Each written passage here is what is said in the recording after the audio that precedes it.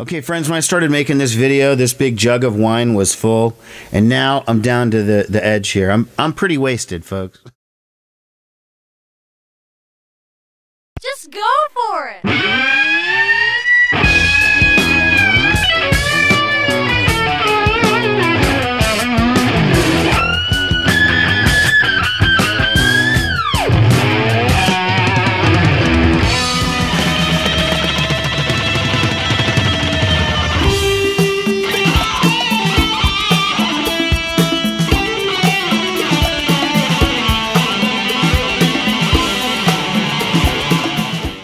Hey everybody, it's me, your buddy Dave, the host here at The Dark Stuff.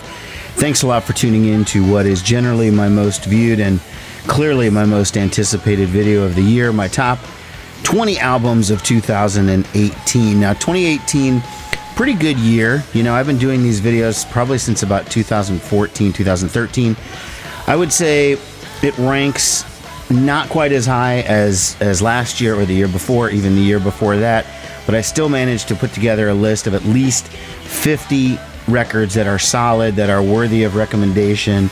Before we get into the top 20, let's just run through the ones that didn't make the list. These are in no order, just the order that I typed them in.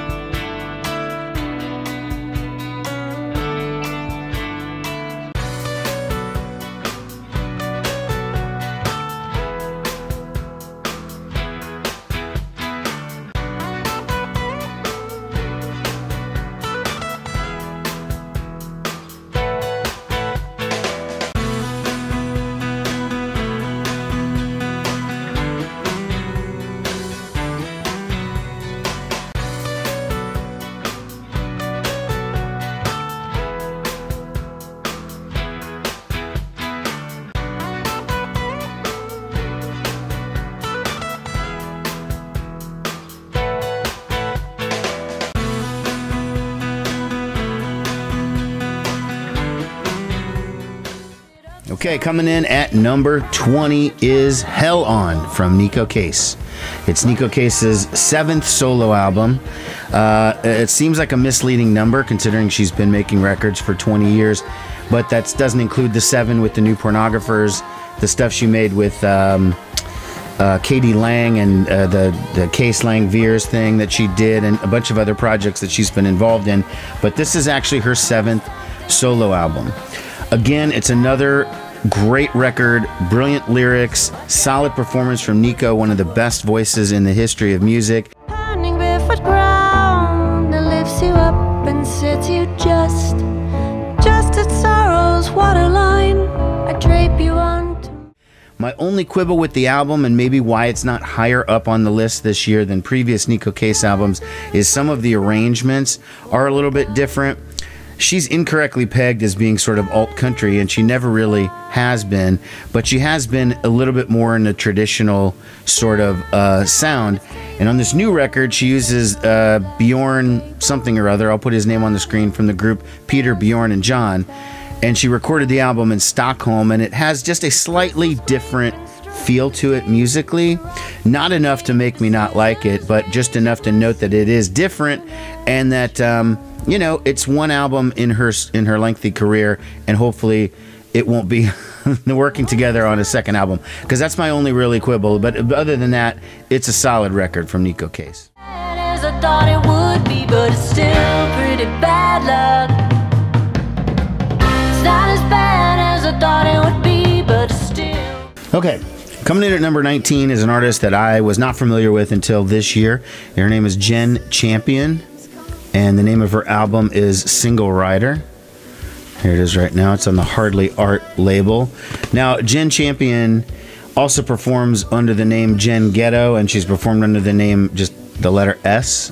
I don't know. I don't know how you make your name S, but whatever. Point is, she has a history from the Northwest of going back to the early 2000s with this band Carissa's Weird.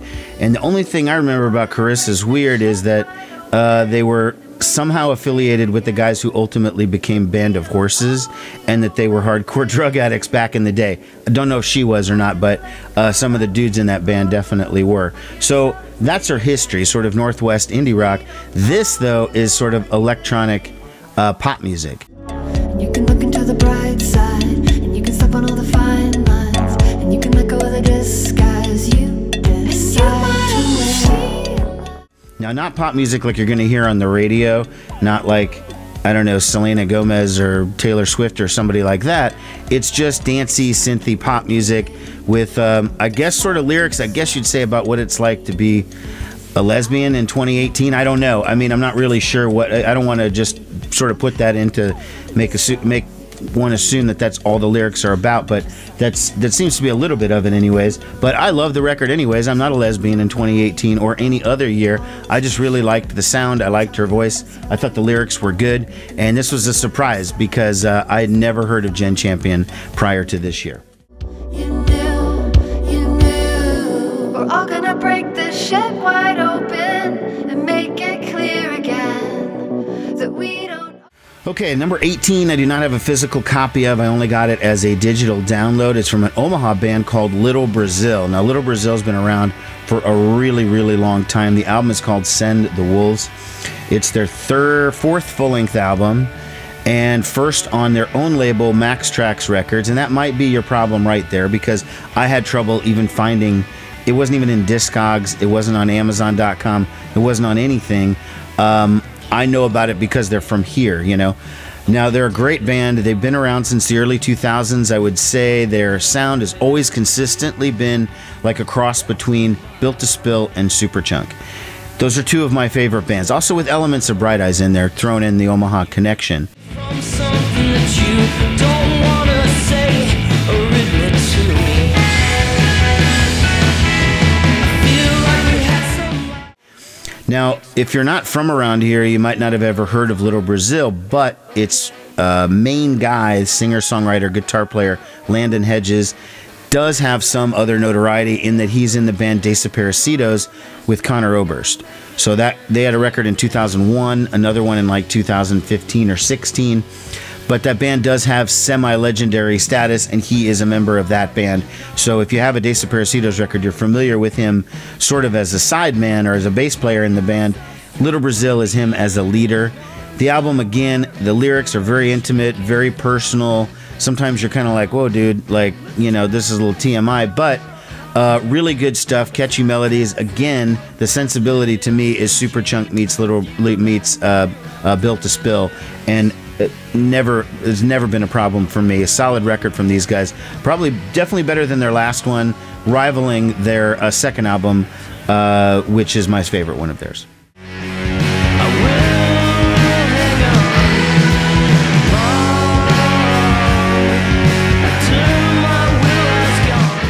Coming in at number 17, the latest from Speedy Ortiz. It's called Twerp Verse, the Massachusetts band, which sort of, to me, used to feel like Dinosaur Jr. being fronted by Liz Phair.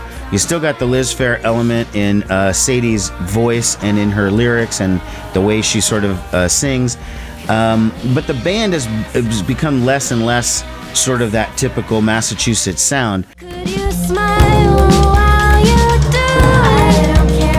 I don't care anymore. I don't care anymore. Now, Sadie did a solo record project called Sad 13, where it sounded like Speedy Ortiz done electronically. Now you can hear with this new album, Twerp Verse, that it's a melding of the two sounds. So it's not exactly the way Speedy Ortiz used to be, but it's not exactly the same as Sad 13 either. Sad 13 is straight up more electronic pop, and this just feels like it has elements of it. It still has a lot of guitar. It still has the same way that Sadie sings, which is a really unique lyrical perspective. Apparently she used to be an English teacher, professor, or whatever, and you can tell because she's very deliberate with the words she uses. Good songs on here. Villain is a song that's very, very current, kind of addresses sort of women in their daily life, always dealing with some type of harassment to some extent, and she details it very well in this song. Again, coming in at number 17, might be a little low for Speedy Ortiz. Again, they're working out the kinks in this new sound. I'm thinking that by the next album, they'll have it worked through, and then no more experimenting with that stuff, okay? Come with the tiger involved. All of this with no clapback. I'm checking my phone. Okay, number 16 is God's Favorite Customer from Father John Misty. And another great record from the Father, from Josh Tillman. This record, again, there's always a little bit of a theme with him. He had this record a couple years ago called I Love You, Honey Bear, which was all him completely in love with this woman who he was marrying, and everything was hunky-dory. And then this next album is everything's a fucking bummer, and, you know, the world is over or whatever. And this kind of continues a little bit along those lines. It's definitely a downer record. It's only been 3 weeks. A bag of speed. But I like his style so much, even though he'll have occasionally really corny lines. I think he's generally a really good lyricist, and it all could be, you know, just autobiographical, or he's a very good storyteller. But I think that it is a lot of autobiographical, but sometimes sort of how he imagines people think he is, as opposed to the way he really is. Don't be alarmed, this is just my vibe. No need to walk around. Okay, coming in at number 15 is the new one from Ty Segall. He was my number 1, I think, in 2016. This is a great album. It's his 11th album. The guy's only 31 years old, and that doesn't include side projects and everything. Ty Segall does a brilliant mix of sort of 70s classic rock, sort of fuzzed out 70s hard rock, I would say, and then also garage and punk. She said no, no, no, no, no, no. No, no. I mean, if you like generally fuzzed out 70s-ish kind of hard rock, I think you would like this. The vocals are done in a slightly different way than that, but ultimately in a really pleasing way. Good lyrics. The band is very tight. It's hard to say what consistently Ty Segall is doing, other than it's consistently good. And like I said, a couple years ago, his album was my number 1. This year, it's my number 15. It just sort of happens that he puts out so much stuff. I mean, he has 2 more albums coming out in the immediate short term. So when you put out that kind of stuff, when you're like a Ty Segall or a Guided by Voices or Sebadoh back in the day, you know, it's peaks and valleys, basically, but nothing has been bad, and this album is still fucking fantastic. The song Everyone's a Winner is as good as anything the guy's done in his entire career. Every day I bless the day that you got through to me. 'Cause baby, I believe that you're a star. Coming in at number 14 is the new album from a band that I talk about quite a bit on the show and here on the channel, and I've tried promoting. I wondered aloud, why are they not more popular? I'm talking about Black Rebel Motorcycle Club, and their newest album is called Wrong Creatures. I think it's their 8th studio album. They've had a couple of live records as well. They formed, 2 of the guys were ex-members of the Brian Jonestown Massacre. They formed their band, so you kind of know where they originated at. They do have what I view as a deeply American rock and roll sound, but for some reason in America they cannot get arrested. They have a very tiny audience, and I think they do in most of the world too, but Europe a little bit bigger perhaps than they are in the States. Maybe they do well in Australia, Japan, I'm not really sure. It's a big mystery to me. But every time I see you smile, everything's smooth. So this new album is still carries in that tradition of like the loud guitar rock, elements of psychedelia, elements of punk, a lot of things about classic rock, and just again really well written songs. They look cool. They got the black leather, you know, they look like cool dudes, and just their whole shtick works for me for some reason. Talking to me, but I'm talking back, and every word's a ghost I keep looking at. It's another song. Okay, number 13 is Dove from the band Belly, the reformed Belly. This is the group Tanya Donnelly from back in the 90s. She being of Throwing Muses and the Breeders, and then ultimately formed Belly to be her vehicle for her stuff. Initially, that was going to be the Breeders. They were going to, her and Kim Deal were going to sort of share roles, and then that didn't exactly pan out, and so she formed Belly. And Belly had 2 records in their original run, one in 93, one in 96. Then they broke up. It's their first new music since then. It was done through like Pledge Music or whatever. I did Pledge. I got a signed copy of the record. It's great. Gonna be alright. Stars will align, hearts unite. The lamb will lie with the light. I happen to really, really like it. It is not. It's hard to say where they, you know, they ended 22 years ago, and the world musically was a completely different place. And I've followed Tanya Donnelly musically since then, and have liked almost everything that she's done. This does have a little bit of some electronic elements to just keep it kind of modern, but it really still does sound like Belly. And the key ingredient in Belly has always been Tanya Donnelly's voice and her songs and her perspective, and all of them are there on this record. So although I think there were some folks who initially weren't as excited about it, I don't know. On repeated listens, it gets better and better and better. And Stars Align, which is one of the songs, I think it was the single off this one, is as good as anything off of King or Star or whatever from back in the original heyday. An artifact on the heart. Okay, number 12 belongs to Camp Dogs with their album In Rounds. This is a Chicago indie rock band that released their newest album on a label called 15 Passenger, and 15 Passenger is an Omaha label.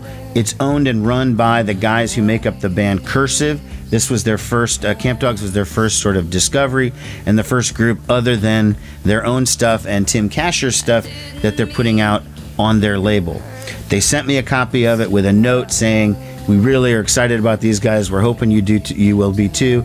And at first, I gave it a listen and I was like, it's pretty good. But holy shit, the more I listened to it, the more I realized just how fucking great this band is. Did you want it there? Did you wanna get me? You know how I love, indie rock with a female singer, and that's what most of this is. And really intense lyrics. They're just great. The arrangements are a little meandering, which is what I sort of like. It's kind of like early Betty Serviert in a way. And I've also thrown out references to Lone Justice, although that's more of a mainstream band and not exactly what I'm talking about. But I keep drawing back to it because I think of Maria McKee a little bit. But the band has a really sort of, because I'm going to stick with this Betty Serviert thing from the first album. If you go back to Palomine, which had a really great loose arrangements with like Carol Von Dyke's voice really loud and being the main function. And I think Camp Dogs, although it's mixed differently, it's got that loose band feel that they can build up and get all aggressive and then they can take it back down, and yet it's consistent with the voice and whatever. I don't know what I'm trying to say exactly, but basically I really like this record, and on repeated listens it does in fact improve every time. I get lost again.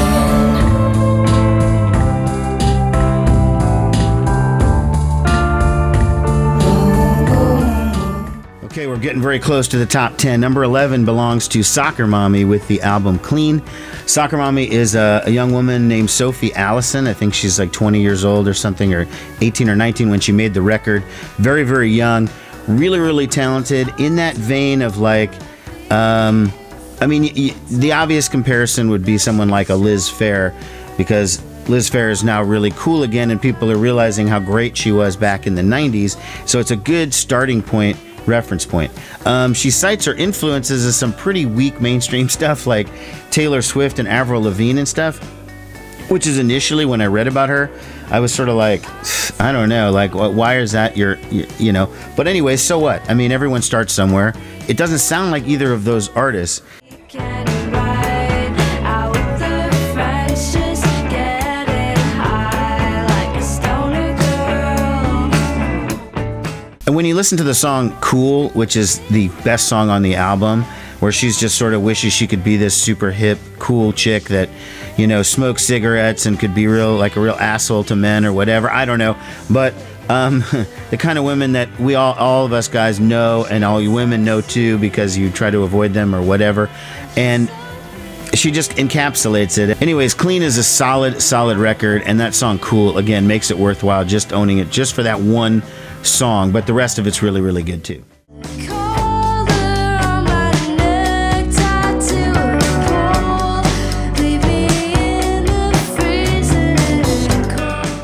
All right, let's crack the top 10. At number 10, Guided by Voices with Space Gun. It's the Dayton, Ohio band's 27th album, believe it or not. That doesn't even include compilations, live albums, EPs, 27 albums. Now, those of you that watch the channel know that I am a big Guided by Voices fan, but I'm also a realist in my view, and that I don't love every single thing that Robert Pollard puts out, whether it's under Guided by Voices or Circus Devils or whatever name he's using at the time. It doesn't matter. It's got to be good.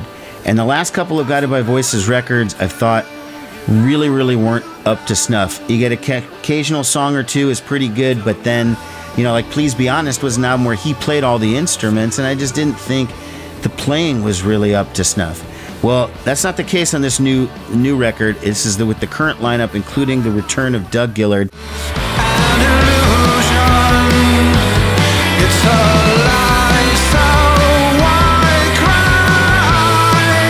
cry? So it's really, really great. It's the first new batch of songs that Guided by Voices has put out in many, many years that gets me excited to the point where I remember what it was like from them in like 94, 95, 96 when I view them as peaking out. This is a fantastic fucking record.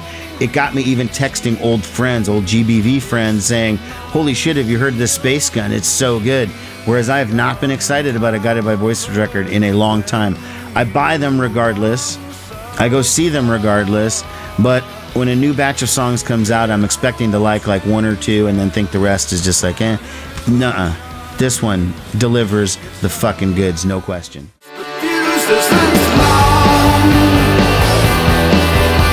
Experimental exercise, but that's not so wrong. Coming in at number 9 is a band from the UK called Dream Wife. This is their self-titled album.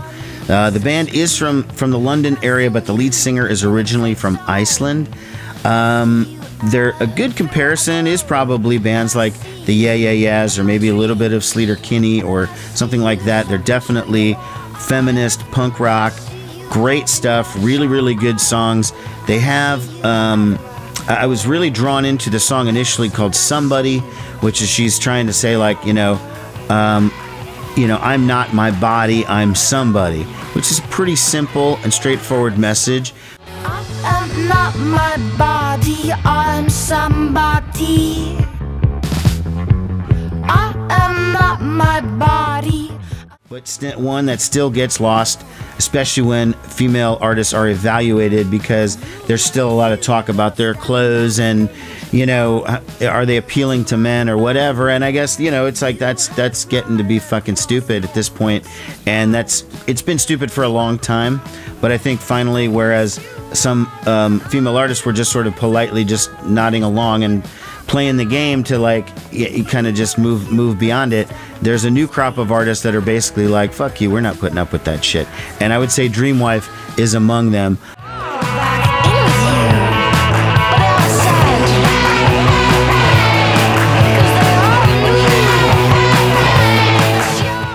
Okay, the number 8 record belongs to Snail Mail and Lush.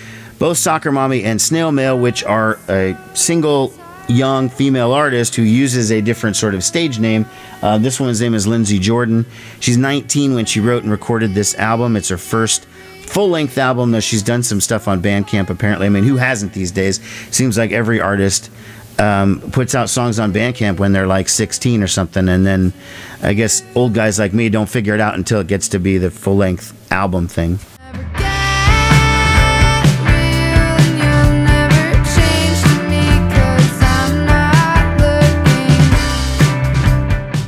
Hard for me to pin down, it's a relationshipy kind of record, but at the same time, she does it in a way that's inspired by Liz Phair, there's no question about that, but her chords and the different things she does with the guitar gives it a more unique sound. It's not like a traditional way of playing or whatever. I mean, I would say almost like she might have invented her own couple of chords or something. It's bizarre. But anyways, Snail Mail Lush, I see nothing but promise for this artist in the future. I think she's going to be fucking fantastic. Already starting off at age 19 with a record this good. I mean, holy crap, right? Green eyes, I don't know what to do. And I Coming in at number 7 is the new one from Courtney Barnett, Tell Me How You Really Feel. This is Courtney's, actually it's only considered her second full-length album. Her debut in America anyways was a collection of 2 EPs that seemed like a full-length album, but technically sometimes I sit and think and sometimes I just sit. From 2015 was her real first debut album. That was my number 1 album of that year. This year Courtney comes in at number 7. Friends treat you like a stranger, and strangers treat you like their best friend. Oh well. It's a little bit less overtly poppy than the last one. There's some more grungier, kind of harder songs. But again, Courtney just has this effortless way of just these melodies just pour out of her voice. And what sounds like a really simple, just like 2-3 chords, she can just take this melody and just go in amazing places. I really, really like her. And if I had done this countdown like maybe 2-3 months ago, this might have been lower, because I initially didn't think it was as good as previous ones. But now it's like, the more I listened to it, I was gearing up to make the video. I was like, holy shit, this is really good, you know? Fantastic. I'm Not Your Bitch, I'm Not Your Mother. That's a really funny one. A song called Crippling Self-Doubt and a General Lack of Confidence. So you know where she's kind of coming from. City Looks Pretty was the first single. Fantastic. That's in line with some of her older stuff. So if you heard that, that is kind of her general sound. But bottom line is, Courtney Barnett, fantastic. I have to see this woman live at some point. I mean, before I die. Come on. Play Nebraska, for fuck's sake. I need a little time out from me.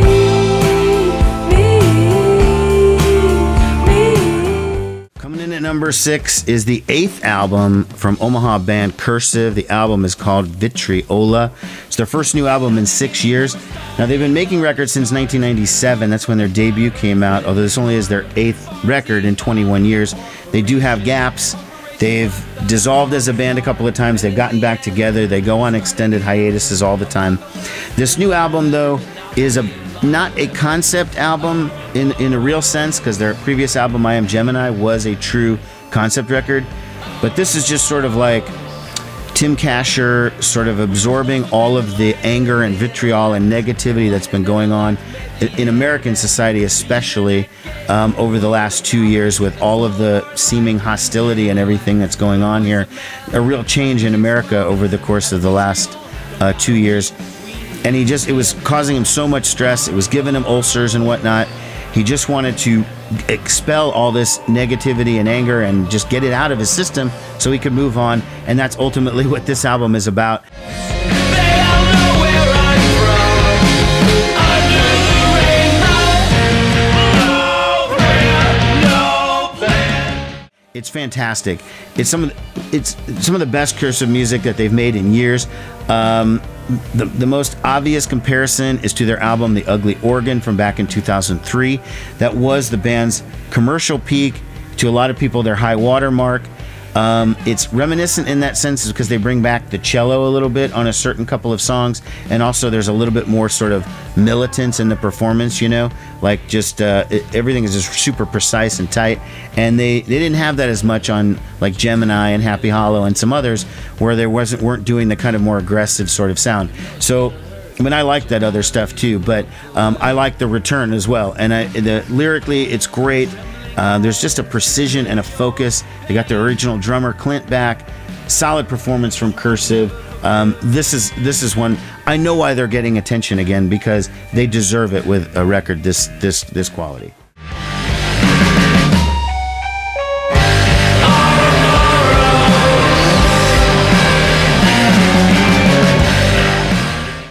Coming in at number 5 is a band from Australia called Camp Cope. The album, How to Socialize and Make Friends. Funny story with this particular record.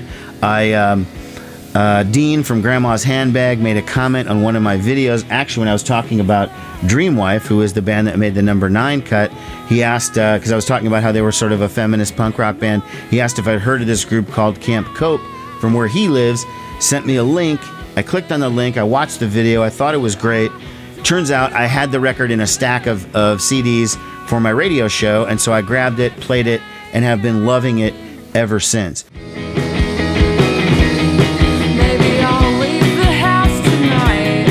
Maybe I'll even watch the bands and maybe I'll cry. This was really intense. It reminded me of a group from the 90s, rather obscure, called Scrawl.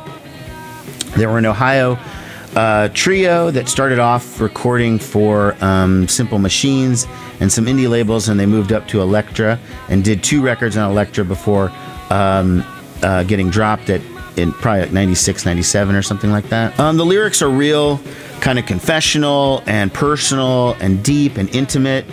Some about just the bullshit that a female rock band still has to put up with, like the opening track, the opener, is basically them talking about how promoters won't give them the opportunities they would give a similarly situated male band. They think that they'll just put you in an opening slot because you're kind of a novelty, you don't sell tickets or whatever. You hear the same thing with female comedians. Say the same stuff, that promoters are like, oh, you don't sell tickets, we'll put you in the middle slot or whatever. There's some of that. There's some other ones. The Face of God was probably the most intense song on here. Yeah, tell me again how there just aren't that many girls in the music scene. Number 4 belongs to one of my favorite bands ever, Superchunk, with their 11th album, What a Time to Be Alive. And that is true. Similar to what Cursive and Tim Kasher were going through, McCann from Superchunk similarly had this sort of this cathartic sort of thing. I want to get all these feelings out.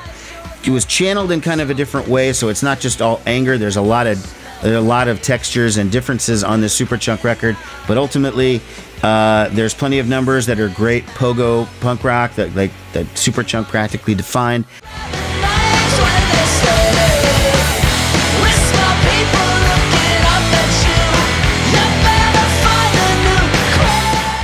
Back in the 90s, there's some slower numbers like Erasure that show, again, a little bit of a different element. I think Katie from Waxahachie sings on that particular song.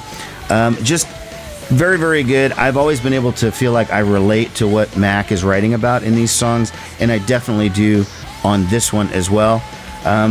Superchunk took a break for about 8 or 9 years in the early 2000s.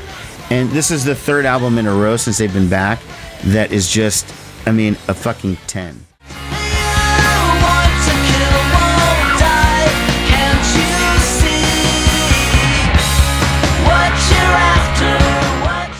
Coming in at number 3 is the unexpectedly amazing album from Juliana Hatfield.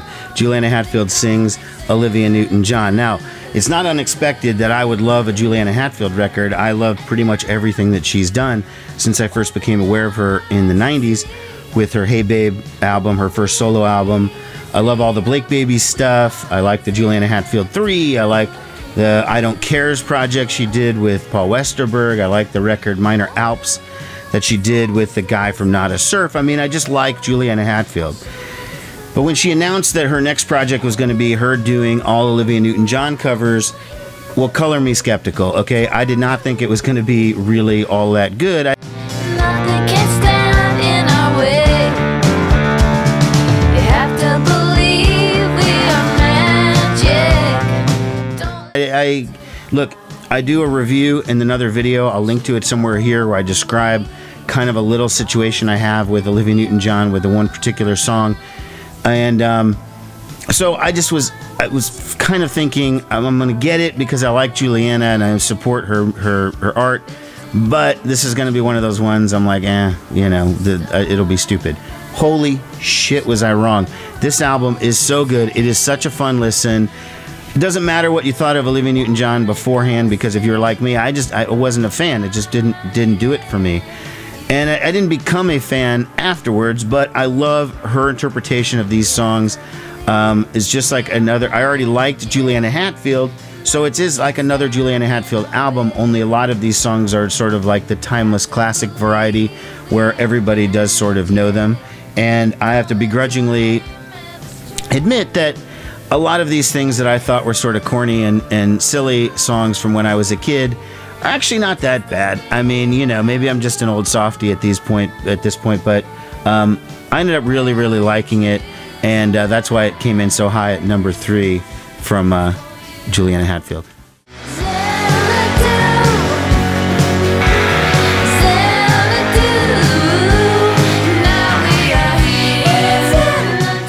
Okay, coming in at number 2 is the new album from Low. It's their 12th album, and I could not find the CD. When I was getting everything together to make the video, I somehow misplaced the disc, so unfortunately I got nothing to hold on to. It's their 12th record. The band is from Duluth, Minnesota. They once again changed up their style. There's not a band that's been... Their first album came out in 1994, and they were considered sort of slowcore, which is every song was very, very slow, and it just has this kind of gradual build, and it never got like crescendoed. Their thing was it always stayed kind of slow. And over the course of their career, they've changed that, and in their last like 4 or 5 records, which happens to coincide with their run on Sub Pop Records, they've just had this amazing run where sometimes it's like guitar heavy and real rocking, and then other times it's just real atmospheric and meandering. And this new one mixes all of these dark electronic sounds along with their harmonics and these just weird distortions and everything, and builds up this intensity. And it is dark and sad and dreadful and just evil sounding sometimes, and just sort of really life affirming sounding at other times. And the song Disarray, just the closer on the album, manages to get me all verklempt pretty much every time I hear it. This evil spirit, man, it's bringing me down. It tells me not to do the things that I should. It's so fucking intense. I don't know how to describe what these guys are doing. It's just otherworldly. It's not like anyone else before, and it's not like any of their other stuff before. They're 20-something years in, and they're 25 years in almost, and they're still managing to just completely reinvent themselves virtually on every record. It's just pretty fucking amazing. Low, Double Negative.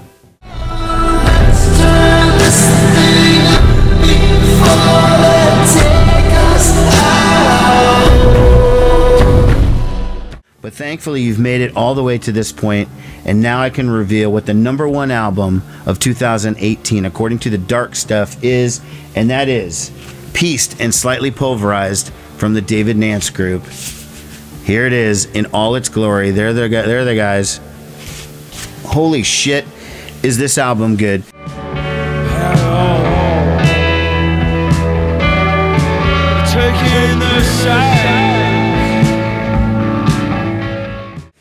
I've been talking about Nance for a while on this channel.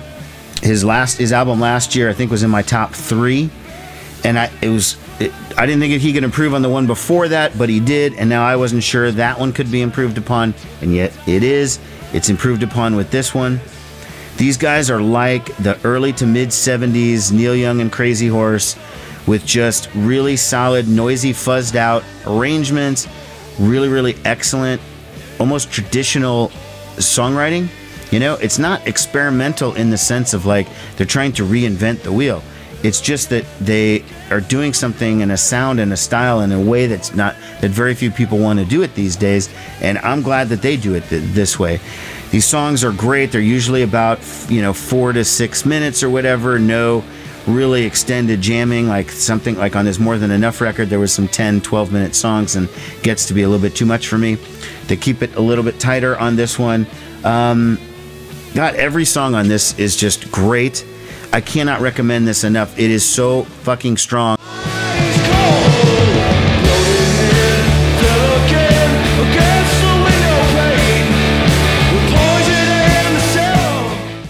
Again, the #1 album of 2018 from the David Nance Group, Pieced and Slightly Pulverized. I recommend it to pretty much everyone. I know there are a couple of you out there that watch the channel that aren't going to follow that recommendation. Hey, no sweat. It's okay. I totally understand why. You got personal reasons for that. Not an issue with me. Friends, thanks a lot for watching, everybody. Hope you dug this. We'll see you in 2019.